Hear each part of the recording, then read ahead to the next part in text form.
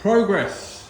The other feature wall is now complete, and I'm quite pleased about being complete with these 18 by 9s. I'm not gonna lie, I'm gonna be honest, they are a handful on your own. I was okay at this height. I could manage, I can maneuver, but above my head was a bit of an issue. I had to call in for help, and I was fortunate enough to get it. So yes, both features are complete. Now what I have left here within this feature, as I said, I built the internal opening 20mm bigger to allow me to get the tile in with movement and not damage anything. You know, I'll make my life easier there. Now I need to close them up, so it's a simple case of 12mm board, 12mm board on the inside. That will close that up so that when I come to tile in the returns, all the joints and everything is how it should. There's no building out or anything like that. Over this side, I overhang the tile to hide the light track detail. The reason I do that is because I don't like seeing the light, because the idea of a feature wall is to have soft lighting either side just to complement it. You don't actually want to see the actual strip. I personally don't like seeing it because it's sort of there. You can just see it. It's nice to have it sort of a little bit, you know, hidden. So that's why I overhang them. I build the box in smaller so that I can factor all that in. And the other reason is, in the past I've used dotless LEDs, but up against the polished tile it gives off a reflection as if you've used non-dotless LEDs. Now people know what I'll be talking about when I say dotless LEDs, because if you put them up, they're okay against a matte tile or something like that doesn't really reflect anything.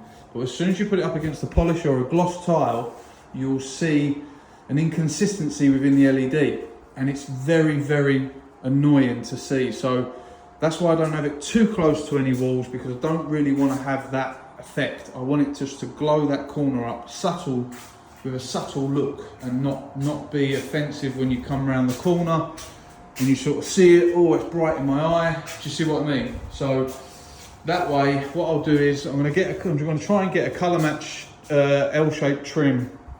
The same way I do all the other feature walls, trim off the side, and then that way all the light detail behind there from the face is all hidden, and it's just a little bit more sophisticated.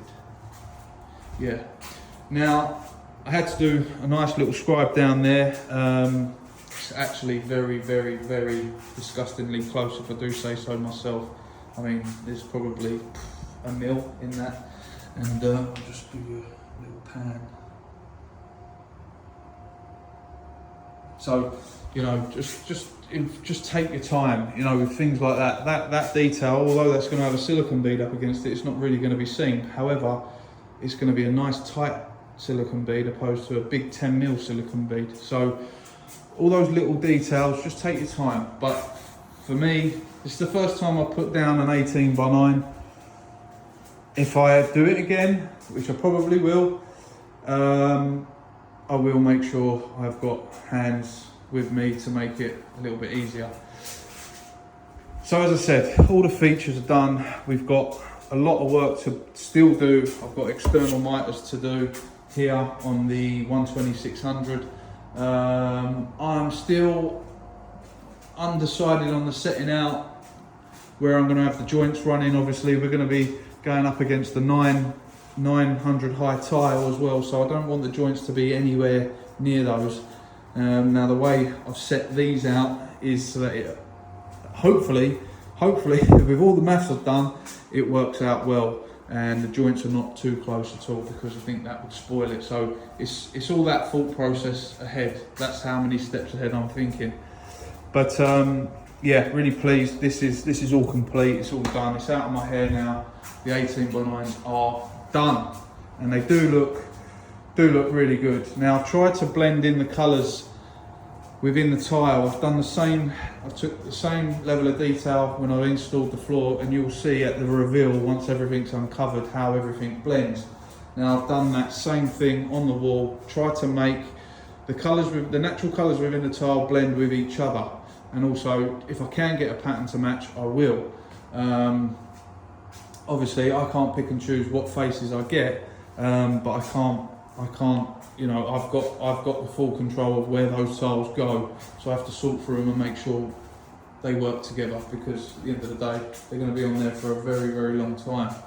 And yeah, one tile the wrong way could ruin it. So yeah, it's just that level, you know, it's just that them details will make everything, because people always ask me sort of questions, and it's all in the detail. Just get the details right and everything else will just look how it should.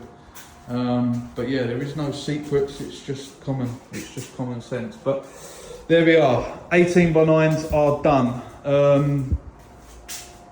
Someone did say to me about water when you're using the big razor cutter. That's been a brilliant tool, cutting in those top cuts. The ceilings are never bang on, as we know, but using that type of tool, that razor cutter on the rail, you can get it to a mil, and those cuts to the top are literally cigarette paper, and they're very consistent all the way along. So I'm pleased with that. Someone did say to me about running water over the scribe as you come to break it. It actually works. I've seen a few videos of people doing it. I didn't really think much of it. I didn't think it'd be anything, but it actually does work. And the less pressure you put on the pliers to snap it, the better. Then use your own hand. I'll do a video on it, but use your own hands to work that cut all the way along evenly. The harder you try and snap it, the more it's going to shear off. So it's the same with tile cutters. It doesn't need much pressure to snap a tile. There is a knack to it, but once you work that knack, you know, it makes life a lot easier. But I'm done here for now, and the big stuff is out of the way. It's now the focus on the 120/600 on the rest of the walls with all the mitered edges. But yeah, pleased, tired, but it's well worth it, because it is just looking, this is just going to be a wow, massive wow factor bathroom anyway. But yeah, for the guys that have been following along, I hope that's a nice informative update for you. If you have any questions, you know where to put them, and I'll try and answer them as I do. And that's me, over and out. See you on the next one. Ciao for now.